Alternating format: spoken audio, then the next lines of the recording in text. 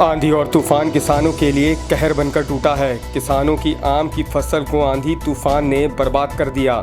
50% से ज़्यादा आम की फसल बर्बाद हो चुकी है। इस आंधी में कच्चे आम पेड़ों से गिर गए।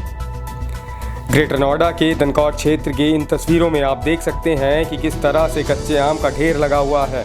दरअसल ये आंधी और तूफान का नतीजा है। रविवार को आई तेज आंधी ने आम की फसल को सबसे ज़्यादा नुकसान किया है। इस समय आम में गुठली बनना शुरू होती है, जिसके बाद अगले महीने से वह बाज़ारों में जाना शुरू होता है। लेकिन उससे पहले ही आंधी और तूफान ने किसानों पर सितम ढा दिया और उनकी मेहनत पर पानी फिर गया।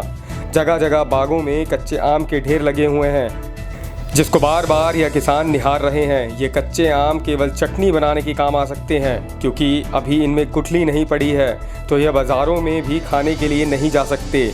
इस बार अंदाज़ा जताया जा रहा था कि आम की अच्छी पैदावार रहेगी और बाज़ारों में भी लोगों को भरपूर आम मिलेगा। लेकिन रविवार को आए आंधी तूफान ने किसानों के सपनों को चकनाचूर कर दिया। किसानों की 50% से ज़्यादा आम की फसल बर्बाद हो गई है। आम के बागों में कच्चे आम के ढेर लग गए, जिन्हें कोई खरीदने को तैयार नहीं है। यह वह किसान हैं जो पेशगी पर बागों को लेते हैं और उनके बाद आम का व्यापार करते हैं। लेकिन आंधी तूफान से मची तबाही के बाद उन्हें भारी नुकसान हुआ है।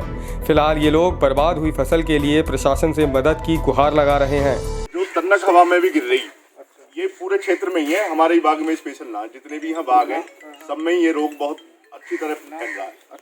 उसके बाद में इसकी दवाई चल रही और फिर अब इन आमियों को कोई मंडी में खरीदार नहीं है। कहने का मतलब इनकी लेबर भी और जो भी इसकी जो भी मजदूरी है ये घर से आ जा रही है। 125 बीघे में आम की फसल इन लोगों को करीब 7 से 8 लाख का नुकसान हुआ है। पहले लॉकडाउन ने इन लोगों का नुकसान किया, तो अब आंधी ने फसल को बर्बाद करके रख दिया। कच्चे आम ही टूट कर गिर चुके हैं। अब ये आम ना तो बाज़ारों में बेचे जा सकते हैं, ना ही किसी के काम आ सकते हैं। फिलहाल ये लोग केवल इनको छाँट कर अलग कर रहे हैं और अपनी किस्मत पर रो रहे हैं। इस बार कुदरत ने उन पर किस किस तरह से कहर ढाया है। इस बार आम में बीमारी भी लग गई थी, जिसके चलते दवाइयों का छिड़काव भी कराया गया। करीब 5 बार छिड़काव कराया गया। एक बार छिड़काव में करीब 40 से 50 हज़ार रुपये लगते हैं। अगले माह तक आम बिल्कुल पक कर तैयार हो जाता है, लेकिन आंधी ने सितम ढा दिया।